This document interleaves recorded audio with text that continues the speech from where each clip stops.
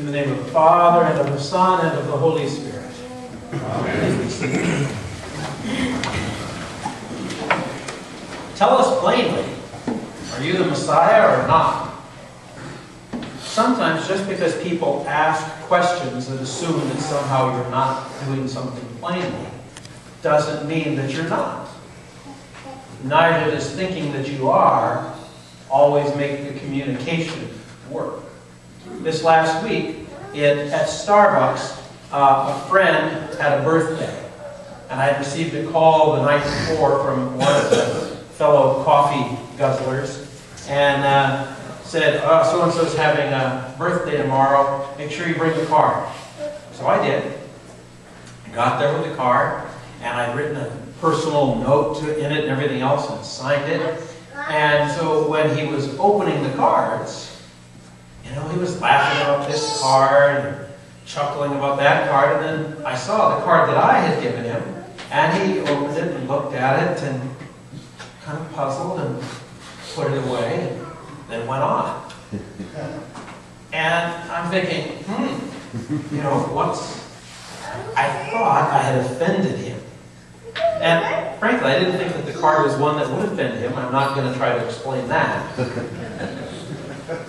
But finally, by the end of the coffee session, I said, you know, Joe, I thought, what did you think about my card? He said, oh, is that your card? I said, yeah. I said, I liked it, but I didn't know whose it was, so I didn't know how to respond. I said, what do you mean? I signed it. He says, I couldn't read your signature. Well, my point with this is that I sign probably between 20 and 200 letters a week. And almost all of them are for people who know me and for whom my name is printed right below the signature. But on this card, with no name on the outside, with no printed anything, with no letterhead beside it to proclaim who I am, I was just resorting back to that little scribble that I call a signature. And he didn't get who I was. So despite my thinking I was making the best effort, I wasn't doing the communication. But real precisely, he wasn't somebody who was one of the kind of insiders that gets my signature all the time, and maybe not be able to read it, but they at least know that scribble is supposed to be Andrew.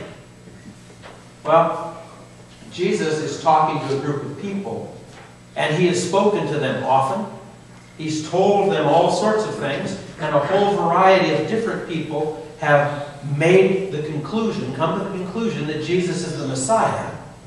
But the group he's talking to today are not among those. And so when they ask him, he says, I have told you plainly, and you don't get it, because you're not one of my sheep. And as a result, you can't see it. Jesus is giving them letting them know what it means to be a part of one of his sheep, one of his followers. I don't think he is just consigning them forever to the place of being outsiders and just painting for them the picture of what it would like to be like to be an insider. But I think he's acknowledging right now these religious authorities and folks who are always in controversy with him are not among those who are his sheep. And as a result, they don't get it when he speaks, even plainly, because their minds are on something else. For us who are here, and I would suggest that every single one of us who's here is an insider. Well, why? You showed up today. There are thousands and thousands of people out there whose minds are on other things. Does it mean that every single one of us is in exactly the same place on our spiritual journey today? No, I don't think it means that. But I think it means that we're people who are open to the possibility that we might be among Jesus' sheep. So as Jesus talks about what it is like to be one of his sheep, he talks about they recognize my voice, they follow me, and they shall never perish. No one shall snatch them out of my hand. no one shall snatch anything that the Father has given to me away. These are important kind of promises. These are things that let us know that where we are with Christ is the place where He intends to keep us. The welcome that we've received is now one where He promises that nothing outside can take us away from Him.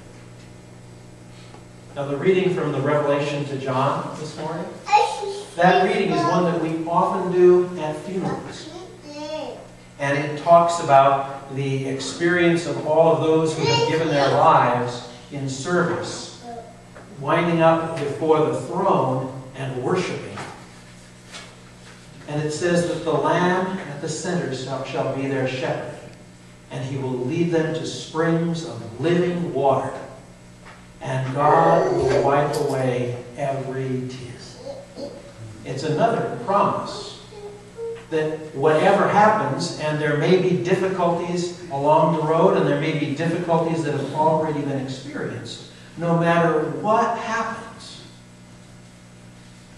Christ leads us to the water of life, and God will wipe away every tear. I have to tell you that I find that these passages that really talk about what happens as we get closer to the time that we will meet Christ and be with Christ forever. I do a lot more of those sermons, funeral sermons, than I do wedding sermons. I think last year we might have had one wedding, and the last year we did about 24 funerals. So it's the nature of our demographic. And it's the nature that many people become Episcopalians upon their death, who are not actually part of the church on a regular basis, but that's the place that they identify as their home. So I spend a lot of time thinking about and walking with people as they are getting themselves ready for that time, or as they are mourning the passing of a loved one, a friend. And I think that these promises are things that are important for us, especially at Easter, to remember. So many things about Easter have been about who Jesus is, and about His resurrection, and about the witness to the various disciples, to Mary and to the others. These scriptures today, in a way, speak about where the resurrection connects for us. The promises of God are not that everything will go fine for us every day and we will never have any struggle or strife. But they are, the promise of God is that when those struggles pass, and they will, that God will lead us to that place of refreshing water, and every tear will be wiped away. And then there's the song, the 23rd Psalm, which one of the commentators I was reading this week talked about for us Christians. It almost becomes a Eucharistic song, because Jesus promises that those who follow Him will go through the valley of darkness. They need not fear, but that in fact God will spread a table before them in the face of their enemies. Their cup will be running over, and they will dwell in the house of the Lord forever. So what I invite you to do in the middle of Easter is to remember. To remember those of your loved ones who've gone before. To remember the promises of God for them.